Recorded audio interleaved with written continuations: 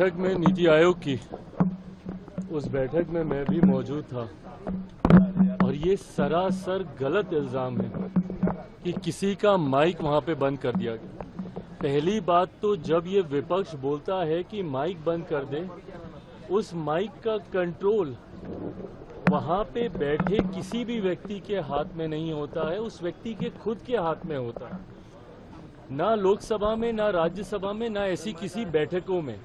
ऐसी बैठक में माइक सामने लगा होता है, ऑन ऑफ का स्विच सामने ही होता है। तो ये बात बोलना सरासर झूठ है जब कोई ये बोलता है कि मेरा माइक बंद कर दिया गया। हाँ, हर मुख्यमंत्री को, क्योंकि समय की बाध्यता थी, ओपन एंडेड अगर डिस्कशन को रखा जाता तो संभवतः हफ्तों तक ये बैठक ही चलती रहती। ऐसे में हर मुख्यमंत्री से ये विनम्रता पूर्वक आग्रह किया गया था कि अपनी बातों को संक्षेप में एक तय समय सीमा के भीतर रखा जाए। जब वो समय सीमा पूरी हुई, सिर्फ एक रिमाइंडर के तौर पर उनको जरूर, जैसे तमाम मुख्यमंत्री को दोबारा से नोटिफाई किया गया कि भाई आपका समय समाप्त हो रहा है, इस तरीके से। बट उसके बाद जिस तरीके से बंगाल की मुख्यमंत्री ममता बनर्जी जी एकदम से उत्तेजित होकर उस बैठक को बीच में ही छोड़कर चली गई, मुझे लगता है ये आचरण गलत है। अगर आपको अपनी बात को रखना भी है, कोई नाराजगी भी है, तो आप वहीं पे रखती ना, बोलती कि अभी मुझे और बोलना है, मुझे और कहना है। हम सब वहां पर मौजूद थे। प्रधानमंत्री जी स्वयं उनको सुनना चाहते थे, वित्त मंत्री जी स्वयं वहां पे मौजूद थी, वो भी चाहती थी कि भैया क्या बजट को लेकर वो अपनी बातों को रख रही हैं। बट जिस तरीके से उनका आचरण था, इससे ऐसा लगता है कि विपक्ष की पहले से ही ये सोची समझी एक रणनीति का ये हिस्सा था कि वो जाएंगी, हंगामा खड़ा करेंगी और नीति आयोग जिस मकसद के साथ हम लोग वहां पर बैठे थे, उसके मकसद को डाइवर्ट कर सिर्फ अपनी ओर पूरा ध्यान केंद्रित करने के उद्देश्य से ये इस तरीके की कार्रवाई की गई है। कांग्रेस के साथ 4 सीएम ने बैठक को अटेंड नहीं किया, कहा बॉयकॉट कर दिया और उन्होंने कहा कि हमारे साथ बाकी स्टेट के साथ नाइंसाफी हुई है जिस तरीके से बजट आया है। भाई मेरी समझ के परे है। अगर आपको ऐसा लगता भी है, किसी भी राज्य को अगर ऐसा लगता है कि उनके साथ नाइंसाफी हुई है, तो यही वो उचित फोरम है ना। नीति आयोग की बैठक ही वो मंच है जहां पर जाकर आप प्रधानमंत्री जी के समक्ष अपनी शिकायतों को आप रख सकते थे। इस मंच पर जाकर अपना ऐतराज आप दर्ज करा सकते थे, अपनी आपत्ति आप दर्ज करा सकते थे।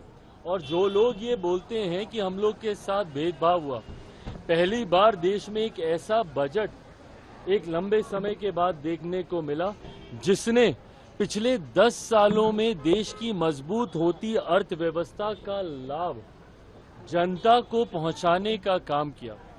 इसमें जहां प्रमुखता से देश के गरीबों का जिक्र किया गया, अन्नदाता का जिक्र किया गया, नारी शक्ति का जिक्र किया गया, युवा शक्ति का इसमें जिक्र किया गया।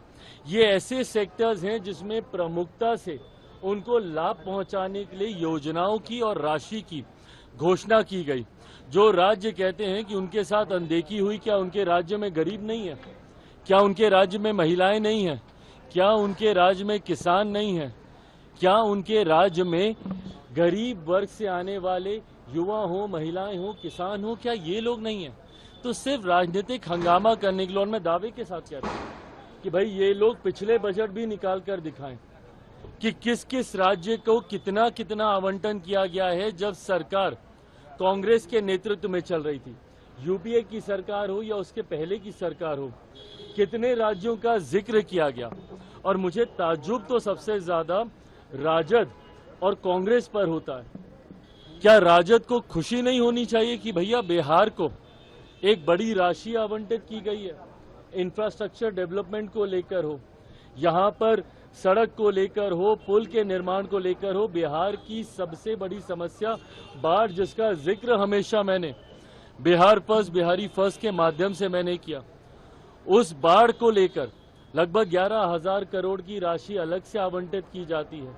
ऊर्जा को लेकर अलग से राशि आवंटित की जाती है। इंफ्रास्ट्रक्चर को लेकर राज्य में अलग से राशि आवंटित की जाती है। तो भैया अगर बिहार जैसा राज्य, जिसके लिए लंबे समय से हम लोग भी मांग करते थे भैया कि बिहार को विशेष राज्य का दर्जा मिलना चाहिए, बट स्पेशल कैटेगरी स्टेटस जब तक नहीं मिलता है, ये मांग भी हम लोग की थी कि बिहार को एक स्पेशल पैकेज मिलना चाहिए। आज मैं धन्यवाद करूंगा माननीय वित्त मंत्री जी का, और विशेष तौर पर मैं धन्यवाद करूंगा मेरे प्रधानमंत्री आदरणीय नरेंद्र मोदी जी का।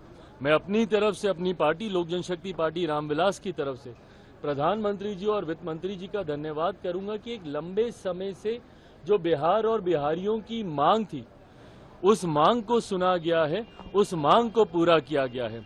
अगर इस पर